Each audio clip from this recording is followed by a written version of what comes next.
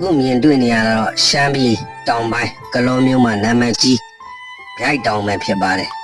။ရင်တော့ကတော့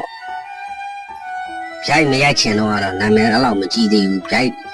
ဟောဖီကြောညာရိုက်ပြီးရဲ့နောက်မှာတော့ဒီတောင်ကနာမည်ကြီးသွားတာပါ။ဒီမှာရှေ့ကနေကြပန်းခဲနေနဲ့စစ်ဖီလာရောက်တဲ့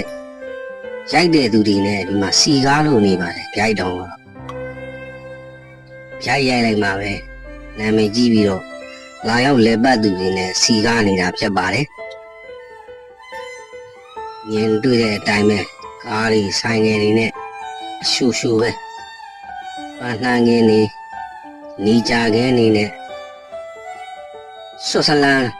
နိုင်ငံလို့တော့တင်စားခေါ်ရမယ်အနေထားမျိုးပဲဖြစ်ပါတယ်